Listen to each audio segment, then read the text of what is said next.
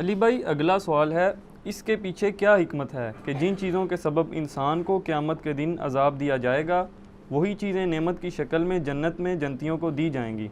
قابل عذاب چیزیں ہی انعام کے طور پر دیا جانا ایک مضحکہ خیز عمل لگتا ہے۔ بڑا تگڑا سوال ہے جی۔ آپ کا کیا خیال ہے؟ میرا خیال یہ کہ یہ بہت آپ نے جو بات کی ہے نا سوائے آخری جملے کے وہ بالکل ٹھیک ہے کہ واقعی یہ بہت بڑا یونیورسل ٹروتھ ہے کہ اللہ تعالیٰ نے دنیا میں جن کاموں سے روکا ہوا ہے وہی کام جنت میں انعام کے طور پہ آپ کو ملنے والے ہیں۔ ٹھیک ہے، جن جن چیزوں سے روک دیا ہوا ہے تو سر وہ روکا اسی لیے ہے کہ تھوڑی دیر صبر کر لو، تمہاری انسٹنکٹ میں ان ساری چیزوں کی محبت میں نے ڈال دی ہے، لیکن اس کو پورا کرنے کا موقع یہ دنیا نہیں ہے، وہ آخرت ہے۔ دنیا میں میری مان کے نا اپنی انسٹنکٹ کے خلاف چلو، تھوڑی دیر کے لیے صبر کر لو، روزہ کھل جائے گا۔ یہ دنیا میں بھی ہم نے ایک بڑا روزہ بھی رکھا ہوا ہے جس میں ہم نے حرام سے بچنا ہے، اور اس کی افطاری جنت میں ہوگی۔ روزے کے دوران آپ کھا پی سکتے ہیں، تو روزے کے بعد کھاتے پیتے کیوں ہیں؟ اس لیے کھاتے پیتے ہیں کہ بس اب وہ اللہ نے جو آزمائش تھی وہ ختم کر دی۔ اس طریقے سے دنیا میں اللہ نے جن چیزوں سے روکا ہوا ہے یہ ساری چیزیں حلال ہو جائیں گی، لیکن یہ لال اس کے لیے ہوں گی جس نے روزہ رکھا ہوگا، اسی کی افطار ہوگا، کھوجے کا تو نہیں ہوگا، اس کی تو پھینٹی لگ جائے گی۔ اسی لیے میں کہتا ہوں دنیا آپ اللہ کی مرضی کی گزاریں، آخرت آپ کی مرضی کی ہوگی، اور اگر دنیا آپ نے اپنی مرضی کی گزاری پھر آخرت آپ کی مرضی کی نہیں ہوگی، پھر ولیعوذ باللہ تعالی اللہ کی مرضی کی ہوگی، جو اللہ کے وعدے ہیں اپنے پیغمبروں کے ذریعے کہ جو میرے نافرمان ہیں میں انہیں عذاب دوں گا۔ اللہم اجرنا من النار، اللہم اجرنا من النار، اللہم اجرنا من النار۔ سورہ آل عمران میں بھی ہے نا، زُيِّنَ لِلنَّاسِ حُبُّ الشَّهَوَاتِ مِنَ النِّسَاءِ، اور اس کے بعد کافی چیزیں اللہ نے گنوائی ہیں کہ اللہ تعالیٰ نے مزین کر دیا ہے انسان کے لیے، یعنی دنیا کی جو اٹریکٹفل چیزیں ہیں ان میں سے عورتیں ہیں، مال ہیں، بیٹے ہیں، سونا چاندی کے یعنی ڈھیر ہیں، اور نشان زدہ گھوڑے ہیں، برانڈڈ کاریں ہیں آج کل کے دور میں۔ تو یہ ساری کی ساری چیزیں اللہ تعالیٰ نے ان کی محبت ڈال دی ہے، لیکن یہ محبت اللہ کو کراس نہ کر جائے، لمیٹڈ رہیں۔ ان لمیٹڈ ہوگی جنت میں، جنت میں زندگی بھی ان لمیٹڈ ہے، نعمتیں بھی ان لمیٹڈ ہے۔ یہاں تو پابندی ہے آپ کے اوپر چیزوں کی، تو یہ اللہ نے اس لیے رکھی ہیں کہ آپ کو جنت کی قدر ہی تب آنی تھی کہ جب آپ کے دل میں ان چیزوں کی طرف رغبت پائی جاتی ہو۔ اگر آپ کو پیاس ہی نہ لگے تو ٹھنڈے پانی کی رغبت کیا ہوگی؟ پیاس کے بعد ہی قدر آئے گی نا۔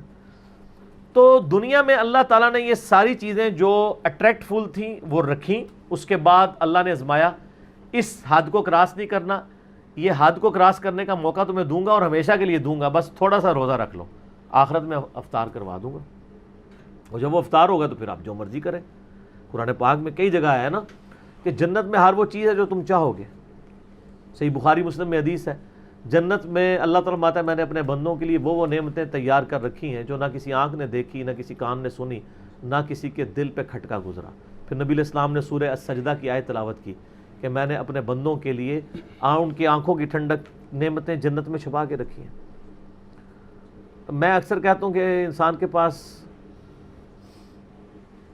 سب سے بڑی جو خواہش ہے نا انسان کی، نمبر 1 یہ ہے کہ مجھے موت نہ آئے، نمبر 2 مجھے کوئی تکلیف نہ آئے، نمبر 3 میں بوڑھا نہ ہوں، ہمیشہ انجوائے کرتا رہوں ینگ ایج۔ یہی ہے نا 3 خواہشات۔ اگر یہ 3 چیزیں دنیا میں آپ کو مل جائیں تو سر خدا کو پھر کس نے رسپانس کرنا ہے؟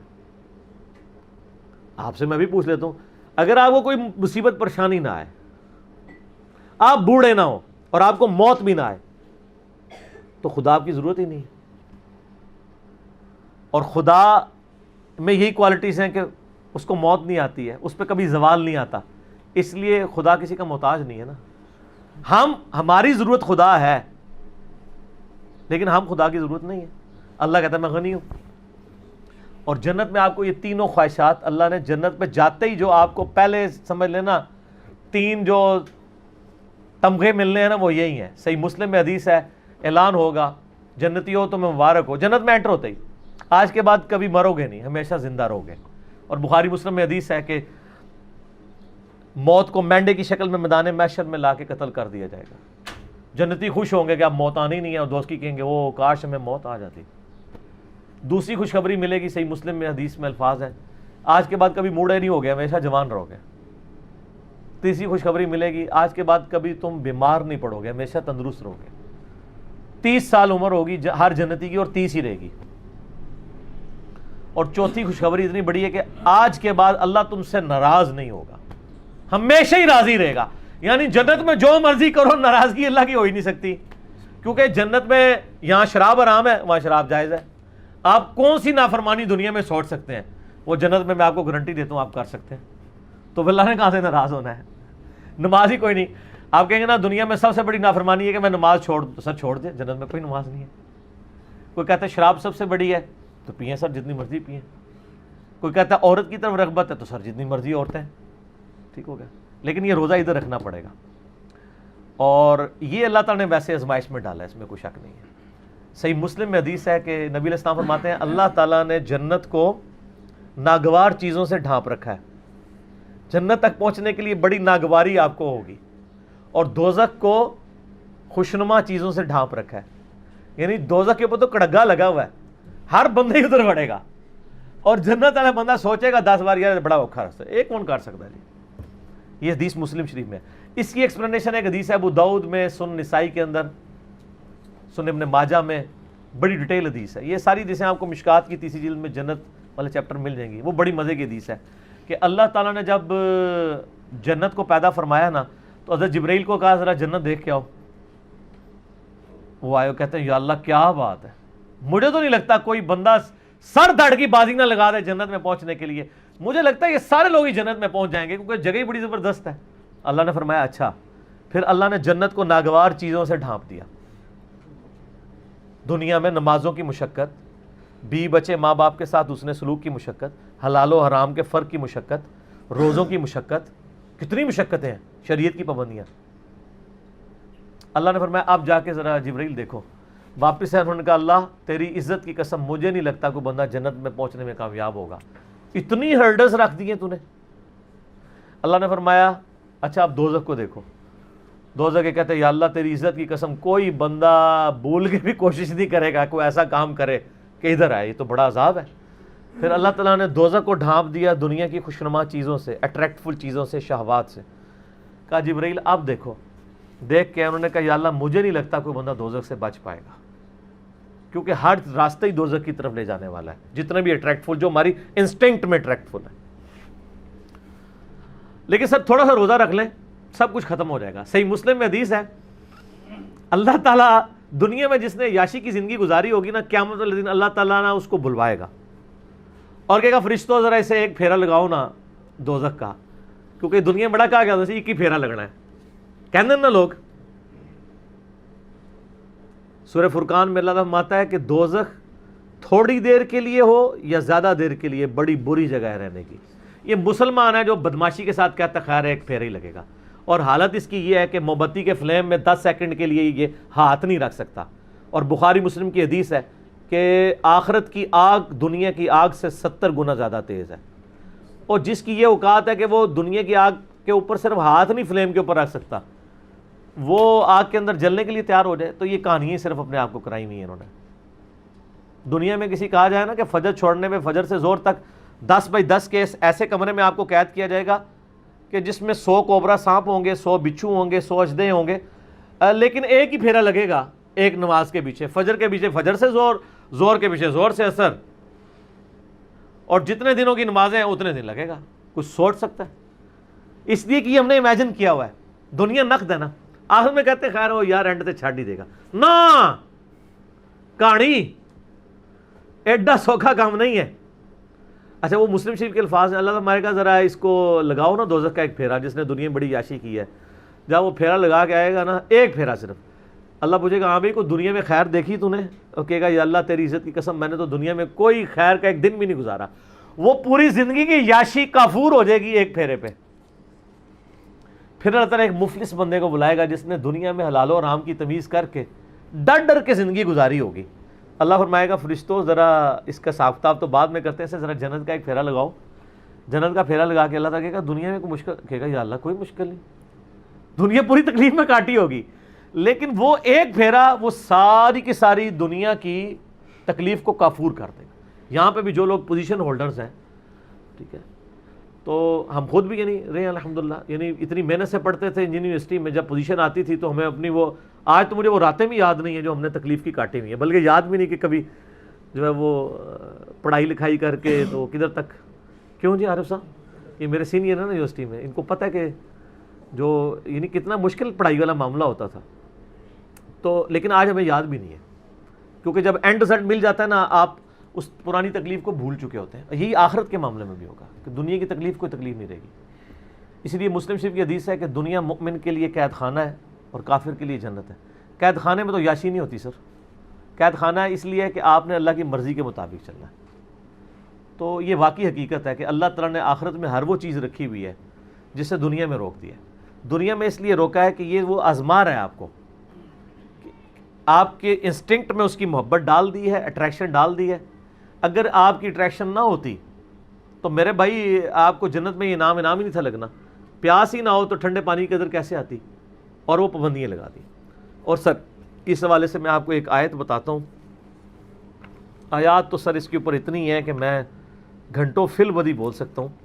میرا مسئلہ نمبر 50 ہے، دنیا کی مذمت، رزق حرام کی مذمت، دنیا پرستی کا انجام اور اس کا علاج. وہ آپ اگر دیکھیں اس میں نے قرآن حکیم سے کراس ریفرنس پہ 11 آیات کور کی ہیں اور 17 حدیث بخاری اور مسلم سے، جن میں نے ایک آیت یہ سورہ الزخرف کی بھی کی تھی، جس میں اللہ تعالیٰ نے ایک بڑا عجیب و غریب، قرآن میں جب میں نے یہ پہلی دفعہ آیت سنی تھی نا، میں ہل گیا تھا کہ قرآن کس لیول کے اوپر جا کے چیزوں کو ڈسکس کرتا ہے.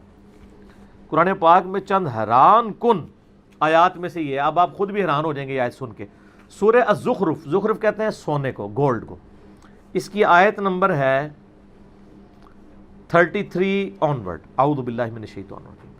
وَلَوْلَا أَن يَكُونَ النَّاسُ أُمَّةً وَاحِدَةً، اگر اس چیز کا خدشہ نہ ہوتا کہ سارے ہی کافر ہو جائیں گے. ہائے ہائے ہائے ہائے ہائے، دنیا میں اتنی اٹریکشن ہے کہ اللہ تعالیٰ کہہ رہا ہے مجھے خدشہ تھا کہ دنیا میں اتنی اٹریکشن ہے کہ سارے ہی میرے منکر بن جائیں گے اگر میں دنیا والا معاملہ جو ہے وہ اس طرح ایکسپوز کر دیتا. وَلَوْلَا أَن يَكُونَ النَّاسُ أُمَّةً وَاحِدَةً، اگر یہ خدشہ نہ ہوتا کہ ساری انسانیت ہی ایک واحد امت اللہ کی منکر بن جائے گی.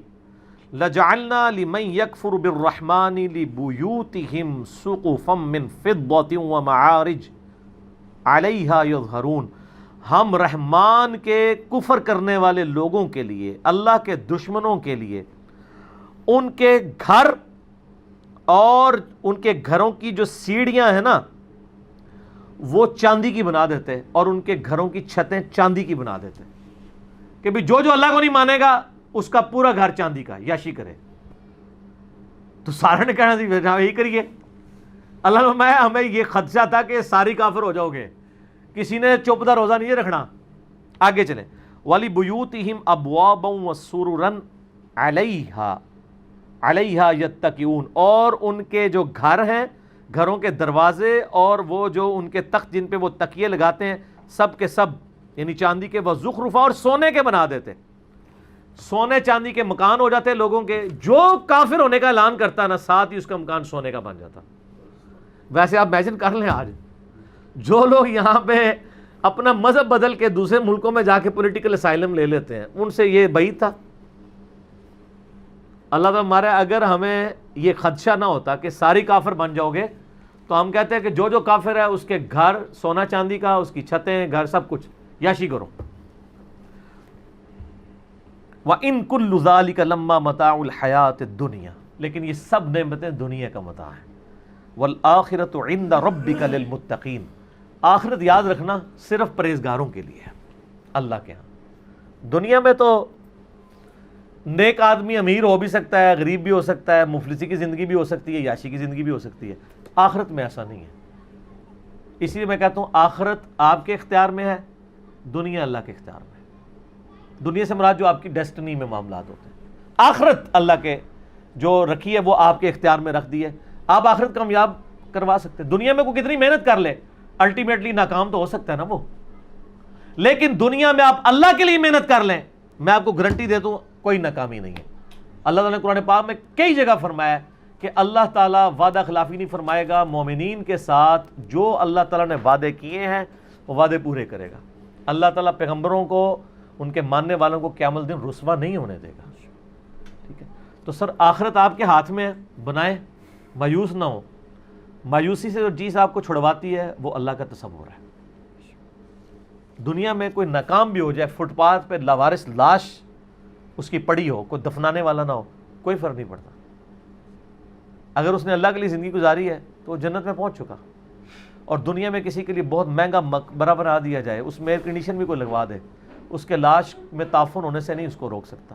لاش بھی کوئی تعفن ہونے سے روک بھی لے، اس پہ جو عذاب جو آپ کو نظر نہیں آ رہا وہ کوئی ٹال نہیں سکتا، ٹھیک ہو گیا؟